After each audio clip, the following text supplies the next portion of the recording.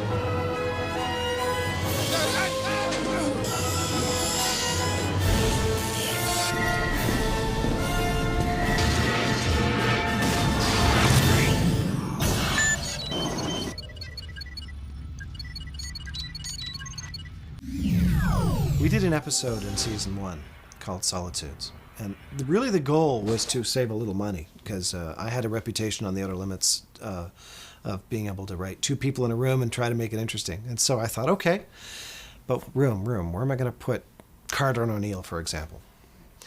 So I put them in a glacier, a crevasse of a glacier. Something goes horribly wrong with the Stargate, and they are spat out in a glacier. What's the bad news? Because unless they've redecorated the gate room, I don't think we're in Kansas anymore. Daniel must have misdialed. And then John Smith says, let's refrigerate the stage. I said, can we do that? And he said, sure, we'll bring in big industrial things. So we were able to bring in real snow and real ice, and when they're chipping it away, that's what it is. And when Richard Dean Anderson, as Jack O'Neill, is laying on his back, freezing to death, he's actually freezing his ass off because he really was in sub-zero temperatures down there. I love that. Sometimes in a television show you go, that was cool. And that was one of those times. I'll be damned if I'm gonna die on some godforsaken block of ice a million light years from home. Is that clear? Yes, sir. Good.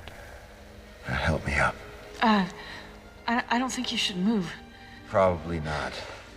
But my butt's freezing to the ground. Come on. And I had to do this thing where I climbed up this wall of ice to try to get out of this crevasse that we're in.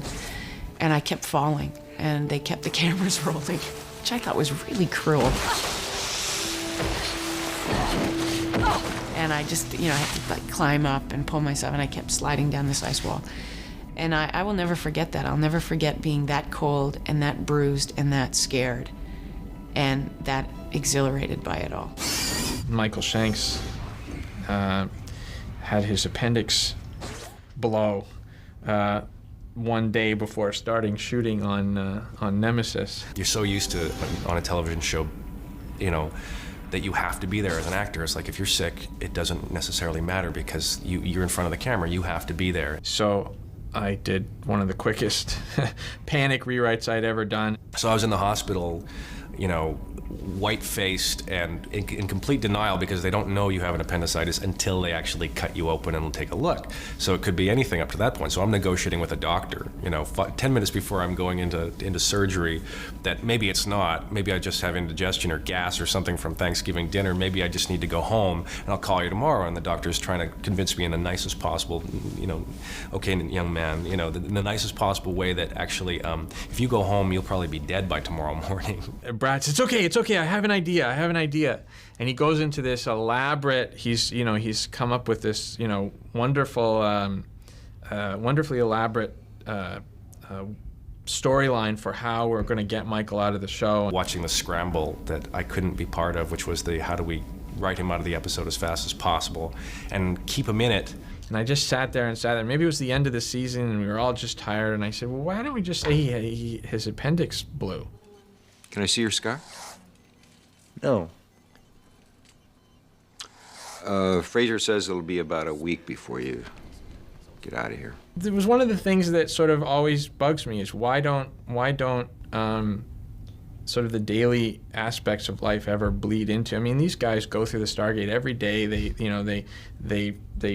fight incredible fights and have all these things happen, but sort of the real life never affects them. Want to go fishing? Actually, I wouldn't, well, maybe. No, I think maybe I will stay here for 2 or 3 days. And Richard and I mostly improvised those little exchanges, which was a lot of fun. Did you get your hair cut? Yeah. Why? No reason. And then we played it out for the entire two-parter. In the next part, in Small Victories, he's also unable to sort of do what he has to and still recovering. You were fine. There's no signs of residual infection. You were very lucky. That's what you keep saying. Mm-hmm.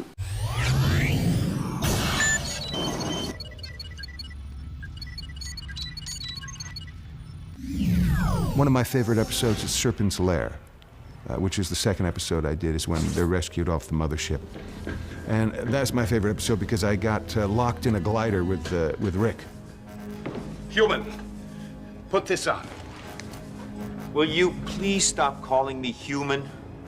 And I found that really sort of interesting because I'm just a hair claustrophobic. I'm not really claustrophobic. It's not, but when you're in a glider and you're about 12 feet up and they put this plastic glass sort of cage over you and all of a sudden they come with the ratchet gun, and you're thinking, I don't know, Ray-Tac?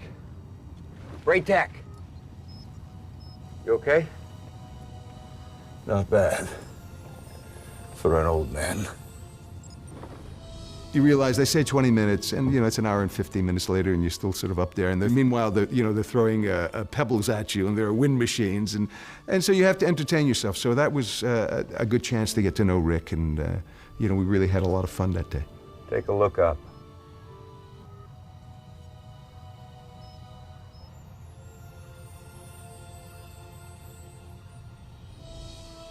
It's beautiful. We had to do this trick shot. I had to do a trick shot. And they'd hired a double who's a trick shot champion and her coach to come. And so this woman was gonna double me and they were setting up the shot and I said, well, let me try it. And so I kept practicing. And I thought, I've got it. I think I can do this shot myself.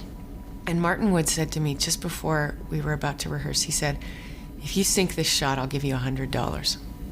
And I said, okay. And I have nothing to lose. Did it, sunk all the balls. He went, okay. If you can do that on the take, I'll double or nothing. So I went, okay. Did it on the take. And then he asked if I wanted to double or nothing again, and I cut my losses. I said, no, I got $200 US. And I think I sunk it a third time, so I should have gone double or nothing. But yeah, he was out of pocket a bit, and they said to him, you can't bet Amanda anymore.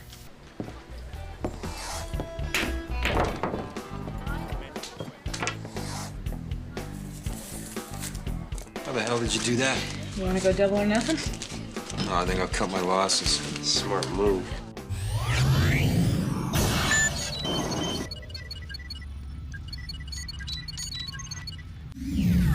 I've put myself into almost every show that I've done. Everyone except for, I think, 2 that happened off-world.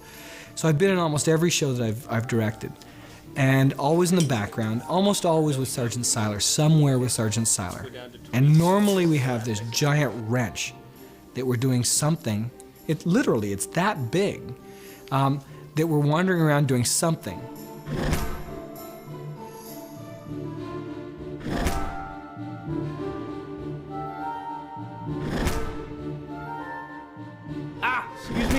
sorry. Ow.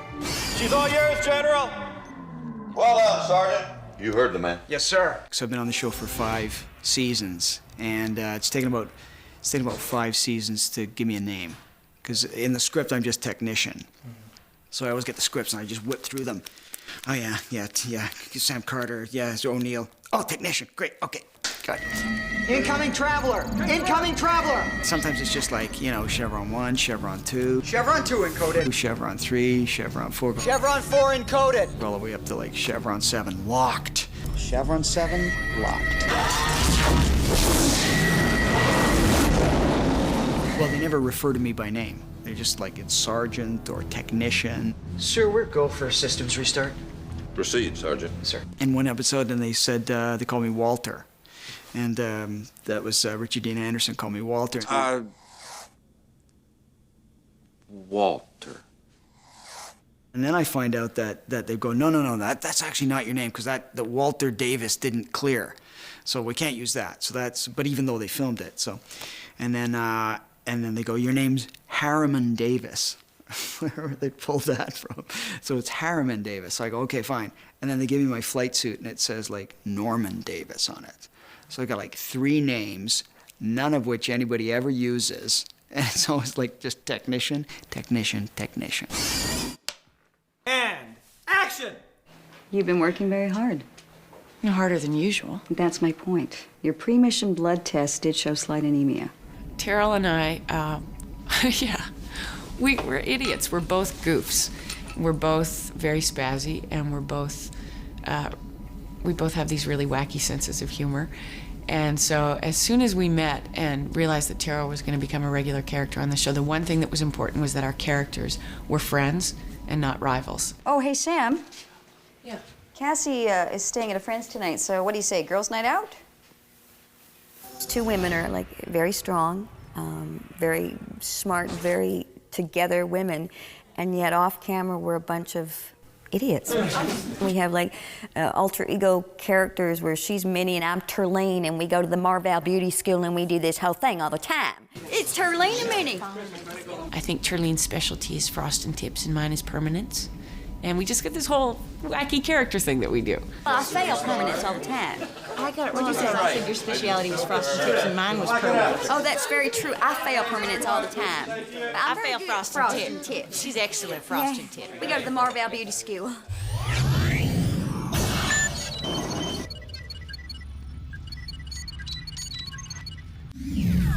We had heard that Kurt Russell was coming to Vancouver to do 3,000 miles to Graceland, and that he was actually going to be shooting on this lot. So we sent an invitation out to him to visit us, and he accepted it, and he came by, and it was great. It was really fun for all of us, including the crew, to see him, because he really started it all with the feature. Kurt wasn't here that long, but he was here long enough to take a little tour, and he was very impressed by the sets. And then he did a picture-taking session with Rick on the ramp of the Stargate. It was kind of weird because he was dressed as Elvis. The before and after of Jack O'Neill. I can only see a wolf, Tonani. A beautiful animal, granted, but not a spirit. Spirits was great because we had this wolf. Well, it wasn't a wolf, it was a dog that looked like a wolf. But the weird thing is that there's not a lot of dogs that look like wolves that you can get to do anything, and you can't get a wolf to do anything. So we had these trainers come in, they were sitting there saying, okay, well, don't expect this wolf to do very much. And by the way, we have to tie its tail. So they take monofilament and tie its tail down because wolves don't have tails that stand up like a dog's. So this poor wolf, or this poor dog, is running around with his tail tied down. And then it didn't do anything. We sat for an hour one day trying to get this thing to react, to do something other than go. Finally, the director of photography, Jim Menard, goes, well, let me try. And you remember Paul Hogan in Crocodile Dundee did this little thing with his hand where he goes, well, there's a shot in Spirits where you see the wolf go like this. It's Jim Menard behind the camera going, and this wolf is reacting to it. Followed him around for the rest of the day.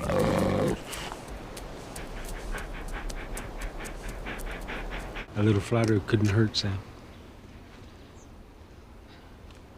My, what big eyes you have.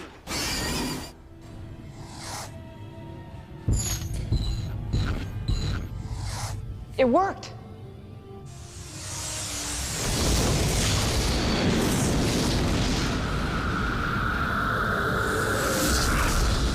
Yes. Oh. God, I'm sorry I didn't hurt you, did I? I am fine. So we were doing this one shot where the camera is behind us and Thor and I are standing side by side looking at this big green screen of special effects. And whoever was controlling the puppet put Thor's arm up so it touched my bum. And so it was quite funny.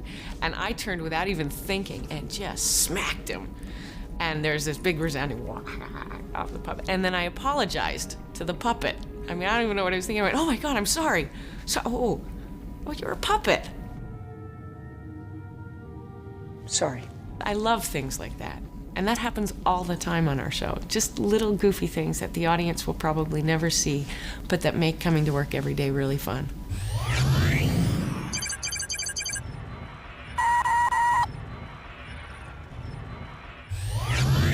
I think it's about time for you to go. I'll be anxious to see your final report. I wouldn't worry, General. I think that Teal'c has been looking forward to a trip to Washington. I'm sure he wouldn't mind making a house call if anything incriminating should turn up. Why, Doctor, I think you're right. Do have a safe trip back.